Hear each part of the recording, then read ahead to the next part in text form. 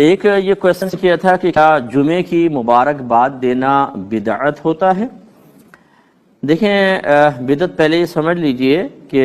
اس کا جواب دیتا ہوں کہ نبی کریم صلی اللہ علیہ وسلم کے زمانے اقدس کے بعد دین اور دنیا میں جو بھی نیا کام ایجاد ہوا اس کو بدعت کہتے ہیں۔ اب اگر وہ قرآن و حدیث کے خلاف ہے تو اس کو بدعت سیئہ کہتے ہیں، یعنی بری بدعت، اور اسی کے بارے میں سرکار نے فرمایا کل بدعت ضلالہ، ہر بدعت گمراہی ہے، اور ایک روایت کے مطابق کل ضلالۃ فی النار، ہر گمراہی جہنم میں ہے، یعنی جہنم میں لے جانے والی ہے۔ دوسری ایسی نئے کام ہوتے ہیں کہ جو دین کو تقویت دینے والے ہیں، اچھے کام ہوتے ہیں۔ اس کے بارے میں یہ جو ہے جیسے حضرت عمر فاروق نے فرمایا کہ نعمت البدعۃ ھذہ، تراویح کی جماعت قائم کر کے فرمایا کیا ہی اچھی بدعت ہے، اس کو بدعت حسنہ کہتے ہیں، اچھی بدعت۔ جیسے ہمارے ہم مسجدیں اب پکی بن رہی ہیں، ان میں قالین، پھر قرآن پاک پر اعراب، 6 کلمے، ایمان مفصل، ایمان مجمل، ہمارے دارالعلوم ان کے اندر سلیبس، پھر سند کا اجراء، سرٹیفکیٹس وغیرہ، جماعت کے اوقات مقرر کرنا، فجر اتنے، ظہر، عصر، مغرب، عشاء، جمعہ، عیدین، یہ تمام کے تمام بدعات ہیں، لیکن بدعات حسنہ ہیں۔ اور تیسری قسم وہ ہوتی ہے کہ جو نہ گناہ نہ ثواب، نہ اسلام کے خلاف نہ اسلام کے موافق، اسے بدعت مباحہ کہتے ہیں۔ جیسے شیشے کے گلاس میں پانی پینا، بال پوائنٹ سے لکھنا، میرا یہ لباس پہننا، اس ڈیزائن کی ویسٹ کوٹ وغیرہ پہننا، یہ بدعت مباحہ کہلاتی ہیں۔ اب یہ جو جمعہ مبارک کہنا ہے یہ بدعت مباحہ ہے، یعنی اس کو حسن ابھی نہیں کہیں گے۔ نبی کریم نے ایک دوسرے کو اس طرح مبارکباد نہیں دیتے تھے، لیکن یہ حدیث میں ضرور ہے کہ جمعہ اللہ تعالیٰ نے جمعے کو مومنین کے لیے عید بنایا ہے،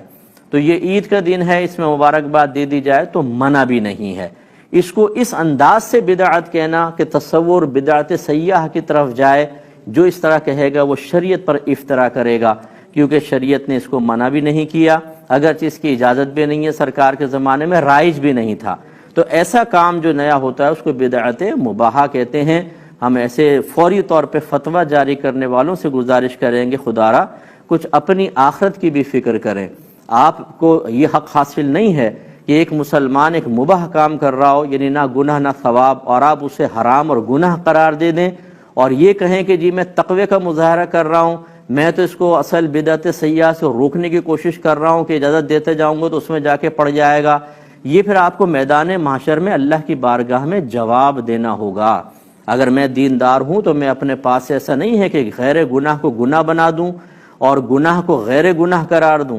ہمیں دیکھنا ہوگا شریعت کیا کہتی ہے۔ تو جمعہ مبارک اگر لوگ کہہ رہے ہیں تو کہہ سکتے ہیں بالکل، اگرچہ سنت نہیں، لیکن یہ وہ بدعت گمراہی والی بھی نہیں ہے، بدعت مباحہ ہے، اس میں کوئی حرج نہیں۔ جو اس کو بدعت سیئہ کہے گا اس کو ہمارا چیلنج ہے کہ قرآن حدیث سے ثابت کر کے بتائے، انشاءاللہ نہیں کر سکتا، اور ہمیں پھر اس پہ خیال کرنا چاہیے۔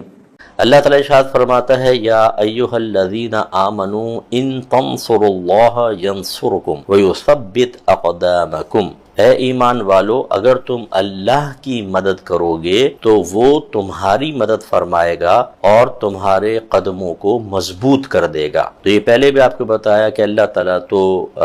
مدد طلب کرنے سے، امداد یعنی لینے سے پاک و صاف ہے، وہ تو غیر محتاج ہے۔ تو جہاں کہیں اس طرح کے الفاظ آئیں کہ اللہ کی مدد کرو، اس سے مراد اس کے دین کی مدد ہوتی ہے۔ اس کا مطلب یہ ہے کہ بعض اوقات ذکر کسی کا کیا جاتا ہے لیکن وہ مراد نہیں ہوتا، اس سے تعلق رکھنے والی چیز مراد ہوتی ہے۔ اسی لیے قرآن عظیم کا صرف اگر آپ ترجمہ پڑھیں گے اور ترجمہ کسی نے لفظی کیا ہوگا تو پھر آپ گمراہ ہو سکتے ہیں۔ جیسے اگر کسی نے اس کا ترجمہ یوں ہی کیا ہو کہ ایمان والو اللہ کی مدد کرو، اور ایک آدمی نے صرف یہ ترجمہ پڑھا یا آپ کے بچے نے پڑھا، تو کہے گا اس کا مطلب ہے کہ اللہ تعالیٰ کو بھی مدد کی ضرورت ہوتی ہے۔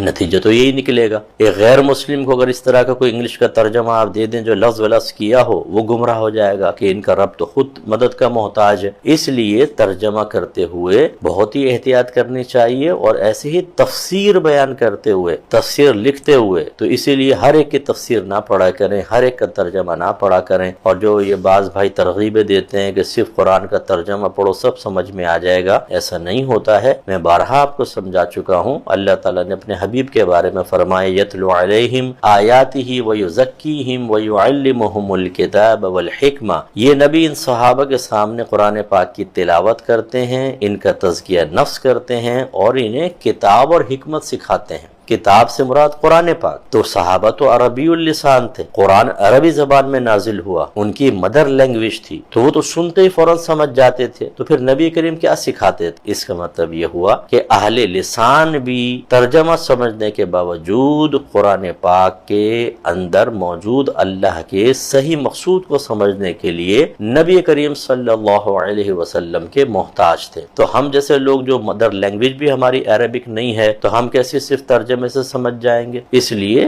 یہ اس طرح کے جو بیچارے نادان قسم کے لوگ ہوتے ہیں، آپ ان کی باتیں نہ سنا کریں، مستند علماء کرام کی گفتگو سن کر اس سے نتیجے نکالا کریں۔